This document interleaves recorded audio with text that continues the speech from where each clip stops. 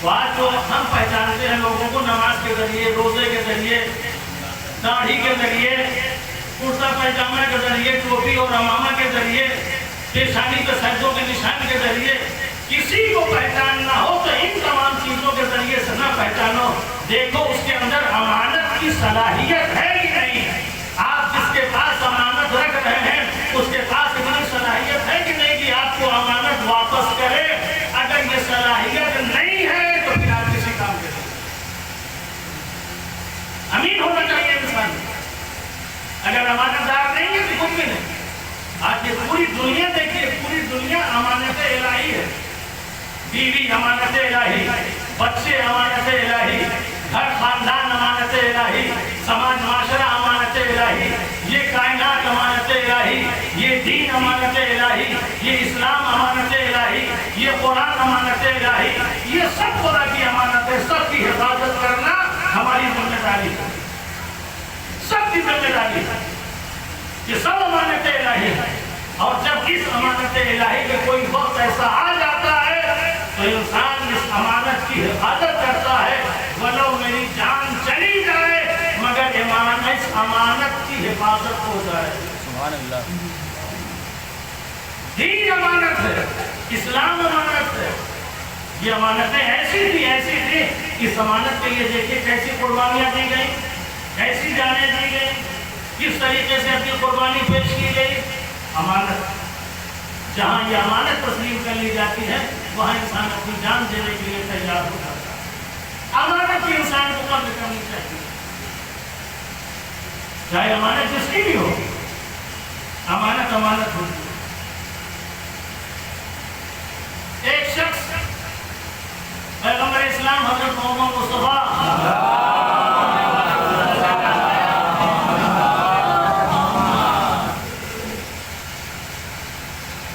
رسول اللہ سے ملا اور ملنے کے بعد مدینے کی گلیوں میں ٹہل رہا ہے، گھوم رہا ہے، مگر غریب فقیر مدینے کی گلیوں میں ٹہل رہا تھا. راستے میں اسے ایک انگوٹھی ملی. انگوٹھی سونے کی تھی، بڑی قیمتی تھی. جب انگوٹھی اسے ملی وہ انگوٹھی لے کے سونار کے پاس پہنچا. لوگوں سے پوچھا کہ یہاں سونار کی دکان کہاں ہے. سونار کی دکان کے پاس گیا اور جانے کے بعد کہتا ہے یہ سونے کی انگوٹھی مجھے ملی ہے، آپ سونار ہیں، آپ انگوٹھی وغیرہ سارے زیور آپ بناتے ہیں، پتہ ہوگا آپ کو کہ یہ امانت کس کی. سونار دیکھ کے پریشان ہو جاتا ہے. یہ تمہاری حالت، یہ غربت، یہ تمہارا لباس، اتنی قیمتی انگوٹھی تمہیں ملی تھی، تم کو تو اپنی ضرورت پوری کرنی چاہیے، تم کو تو اپنی حاجت جو ہے وہ پوری کرنی چاہیے تھی. تم اس مالک کو تلاش کر رہے ہو کہ انگوٹھی کس کی ہے. کہاں؟ مجھے مالک کی تلاش ہے، بتاؤ کہاں. لیکن یہی اگر احساس خدا کے لیے، یہ احساس اگر ہمارے اندر جاگ جائے اور یہ احساس ہمارے اندر پیدا ہو جائے اور یہ ہم سوچ لیں کہ اس دنیا کے بعد کسی اور سے بھی ہمارا سابقہ ہوگا تو پھر انسان واقعہ ایسا امین ہو جائے کہ جس کی کوئی حد نہیں. کہ بتائیے یہ کون ہے؟ آپ نے بنایا ہے انگوٹھی. کہاں جانتا ہوں. کہا کس کی ہے؟ کہا ایک یہودی کی ہے. کہا یہودی کہاں رہتا ہے؟ کہا فلاں گلی میں رہتا ہے، فلاں محلے میں رہتا ہے. وہ تلاش کرتا ہوا اس کے گھر پہنچا، تقل بات کیا. یہودی باہر آیا، اس کی حالت دیکھ کے سمجھ گیا کہ شاید یہ کچھ مانگنے آیا ہے، کچھ سوال کرنے کے لیے آیا ہے. کہا کیا حاجت ہے، کیا ضرورت ہے، کیوں آئے ہو؟ کہا آپ کو کوئی حاجت نہیں ہے اور میں کوئی ضرورت آپ کے سامنے پیش کرنے آیا ہوں. آیا اس لیے ہوں کہ سنائی آپ کی انگوٹھی گر گئی تھی کہیں، مجھے ملی ہے، میں واپس کرنے کے لیے آیا ہوں. سر سے پیر تک دیکھتا ہے، دیکھ کے پریشان ہو جاتا ہے. کہا تم اور واپس کرنے آئے ہو؟ تم تو غریب لگ رہے ہو، تم تو فقیر لگ رہے ہو، تم تو بھوکے اور پیاسے لگ رہے ہو. تمہیں تو اس کے ذریعے سے اپنی زندگی کے لیے کچھ اسباب فراہم کرنا چاہیے تھا اور تم اسے واپس کرنے کے لیے آئے ہو. کہا ہاں میں اسے واپس کرنے کے لیے آیا ہوں. یہودی پریشان ہو گیا، گھبرا گیا. جب اس کے کچھ سمجھ میں آیا تو ایک جملہ کہتا ہے، یہ بتاؤ تمہارے اندر وہ کون سی چیز ہے، وہ کون سی چیز ہے جس نے تمہیں اس بات کے اوپر ابھارا کہ ایک قیمتی انگوٹھی لا کے تم ہمارے حوالے کرنا چاہتے ہو؟ کون سا حوصلہ تمہارے اندر ہے، کون سی ہمت تمہارے اندر ہے، کون سی ایسی چیز تمہارے اندر ہے کہ جس نے تمہیں اس بات کے اوپر آمادہ کیا کہ جس کی امانت ہے اس کو جا کے واپس کر دیں، جبکہ تمہاری حالت یہ ہے؟ کون سی ایسی چیز تمہارے اندر ہے؟ کہتا ہے تم یہودی ہو، میں مسلمان ہوں. تم یہودی ہو، میں مسلمان ہوں. قیامت کے دن تم بھی ہوگے، ہم بھی ہوں گے. میدان حشر میں تمہارا بھی نبی ہوگا، ہمارا بھی نبی ہوگا. ہمارے نبی کے پاس تمہارا نبی یہودی، ان کا نبی جناب موسیٰ علیہ السلام.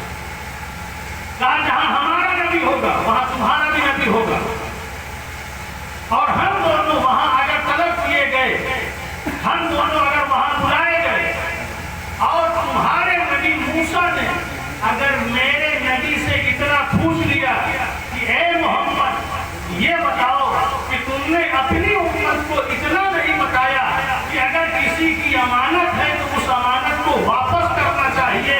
اگر تمہارے نبی کے سوال پر میرے نبی کا سر جھک جائے، میرا نبی اگر شرمندہ ہو جائے، تو پھر یہ میرے لیے کتنا بڑا عذاب ہوگا کہ میرا نبی میری وجہ سے، شرم کی وجہ سے سر جھکا لے. یہی وجہ تھی کہ میں تیرے پاس لے کے آیا ہوں تاکہ کل تیرا نبی میرے نبی سے سوال نہ کرنے پائے. عزیزو، اگر یہی چیز ہمارے اندر پیدا ہو جائے، یہ احساس اگر جنم لے لے کہ اگر کوئی ہمارے نبی سے اس وقت سوال کر لے گا، بتاؤ اپنے امتی کو کچھ سکھایا نہیں، اپنے امتی کو کچھ بتایا نہیں، تو ہمارے نبی کا کیا حال ہوگا؟ لہذا جو نبی کی عزت کرتا ہے، نبی کو شرم سے بچانے کے لیے کوئی ایسا کام نہیں کرتا جو دین و شریعت کے خلاف ہو. صلوات محمد.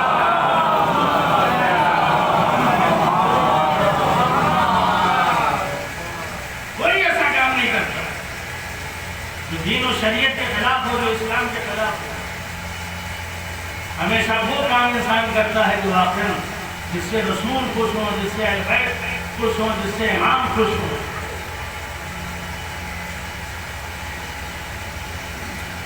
آج ایک امام ہے جو پردہ غیب میں ہے، ہمیں دیکھتا ہے، ہماری ہر حرکت پہ اس کی نظر ہوتی ہے، اور باقاعدہ وہ کہتا ہے کہ احتجاج تبریزی میں یہ روایت ہے کہ آذان جہلاء الشیعہ وہم اقام. ہم کو ہمارے جاہل اور ہمارے احمق شیعوں نے بہت ستایا، بہت تکلیفیں دی، بہت اذیتیں دی. آذان جہلاء الشیعہ وہم اقام. ہمارے جاہل اور احمق قسم کے جو شیعہ ہیں، جو بظاہر اپنے کو دیندار کہتے ہیں مگر دین ان کے پاس نہیں ہوتا، ان لوگوں سے مجھے بہت تکلیف ہوتی ہے، بہت اذیت ہوتی ہے. اور اتنی اذیت اور اتنی تکلیف ہوتی ہے کہ جب ان کی حرکتوں کو دیکھتا ہوں اور ان کے اعمال میرے سامنے آتے ہیں تو میں دار و قطار روتا ہوں اور گریہ کرتا ہوں. کہاں میں، کہاں یہ میرے چاہنے والے، کہاں میں اور کہاں میرے چاہنے والے. دیکھیں یہ انسان کے ذہن میں کہاں سے آئی، یہ امانت واپس کرنے کے لیے کہاں سے گیا. یہ امانت واپس کرنے جب انسان کے اندر ایسی تربیت ہوتی ہے، تربیت تب جا کے یہ نوبت آتی ہے. اللہ اکبر. یہ اتنی مجلسیں اور اتنی یہ ساری چیزیں جو آج کوئی موقع ایسا نہیں ہوتا کہ ہم مجلسیں نہ کرتے. ابھی 2 مہینے 8 دن ہم نے مجلسیں کی، بہت مجلسیں کی. اور اب مرنے والوں کا سلسلہ ہے، 10واں 20واں جہلم برسی سمائی، اب یہ چل رہا ہے اور یہ سب چلتا رہے. لیکن ان تمام چیزوں کو دیکھیں اپنے اندر، ہم اپنے اندر جھانکیں، سوچیں، فکر کریں، غور کریں۔ تربیت بہت اہم چیز ہے، انسان کو تربیت کا خیال کرنا چاہیے، اور جب گھر کی تربیت اچھی ہوگی یقیناً ماحول، مجلس، یہ ساری چیزیں تربیت گاہ ہے۔ جب یہاں تربیت ہوتی ہے تبھی جا کے انسان کسی مقام تک پہنچتا ہے۔ تربیت کا آپ اثر دیکھیں، بس ایک واقعہ،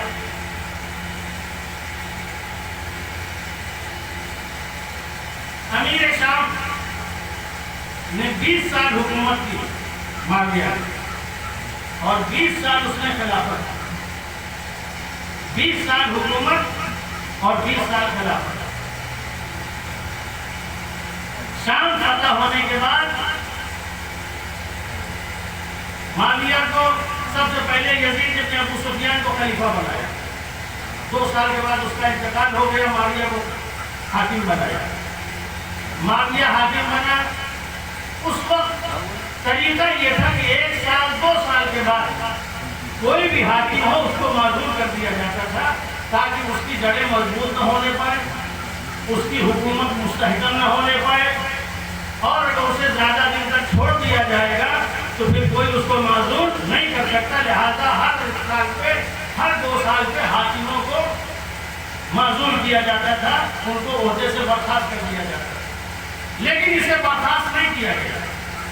20 سال تک اس نے حکومت کی، اور 20 سال حکومت کے بعد پھر ایک ایسا موقع اس کے ہاتھ آیا کہ خلافت کے اوپر بھی قابض ہو گیا، اور 20 سال تک خلافت کی۔ 20 40 سال، 40 سال کا عرصہ اتنا بڑا عرصہ ہوتا ہے، اتنا بڑا عرصہ ہوتا ہے کہ اس عرصے میں جو اہل شام کی تربیت کی ہے، تربیت کا یہ عالم تھا کہ جب اہل شام مدینہ آتے تھے اور کسی بھی اہل بیت کی فرد سے اس کی ملاقات ہوتی تھی تو فوراً اس کے ساتھ بدتمیزی اور فوراً برا بھلا کہنا، فوراً بدتمیزی کرنا، اس کے علاوہ کسی اور طرح سے پیش نہیں آتے تھے۔ کہ سب سے بڑا دشمن دنیا میں اگر سمجھتے تھے تو اہل بیت، ایسی تربیت کی تھی۔ سب سے بڑا دشمن اگر اس دنیا میں کوئی ہے تو اہل بیت، لہذا چاہے امام علی علیہ السلام ہو یا امام حسن علیہ السلام ہو یا امام حسین علیہ السلام ہو، کوئی بھی ہو، جب بھی آتے تھے کسی سے ملاقات ہوئی فوراً اس کو برا بھلا کہنا شروع کر دیا، فوراً الٹا سیدھا کہنا شروع کر دیا۔ ایسی تربیت 40 سال کے اندر، جو بچے تھے جوان ہوئے، جو جوان تھے وہ بوڑھے ہوئے، جو بوڑھے تھے وہ مر گئے۔ 40 سال کے اندر ایسی تربیت کی کہ لوگ معاویہ کی زبان بولنے لگے۔ اہل بیت کے پاس آتے تھے تو جو معاویہ سکھا چکا تھا وہی کہتے تھے، وہی بولتے تھے، سب سے بڑا دشمن سمجھتے تھے۔ لیکن یہ سب کیسے ہوا؟ توجہ کیجئے، یہ سب کیسے ہوا؟ اور آج ہمارے اندر وہ اثر کیوں نہیں آ رہا؟ ایک معاویہ، توجہ کیجئے، ایک معاویہ 9000 خطیب، یہ 9000 خطیب تھے، خطبہ جمعہ میں کیا بولنا ہے ان کو لکھ کے دیا جاتا تھا، اور وہی بولتے تھے جو لکھ کے دیا جاتا تھا، اس کے علاوہ کچھ اور نہیں بول سکتے تھے۔ 9000 خطیب، 40,000 ممبر، 40,000 ممبر، اور ایسی تربیت کی 40 سال کا عرصہ کہ لوگ کے اندر اتنا اثر ہوا کہ جو تعلیم وہاں سے دی گئی اسی کو اپنایا، اسی کو زبان پہ جاری کیا، اسی کو عمل میں لے کے آئے، اسی کو اپنے کردار میں لے کے آئے۔ بھئی افسوس اسی بات کا ہوتا ہے کہ ایک معاویہ ہے، 40 سال کا عرصہ ہے، 9000 خطیب ہے، 70,000 ممبر ہے، لوگ معاویہ کی زبان بولنے لگے۔ لیکن اگر اسی کو ہم اپنی طرف اگر دیکھیں تو 14 معصومین ہیں، 1400 سال کا عرصہ ہے، لاکھوں خطیب ہمارے یہاں ہیں، لاکھوں ممبر ہمارے یہاں ہیں، 1400 سال سے اہل بیت کے فضائل بیان کیے جا رہے ہیں، اہل بیت کا کردار بیان کیا جا رہا ہے۔ 40 سال میں لوگ معاویہ کی زبان بولنے لگے، ہم 1400 سال ہو گئے، نہ علی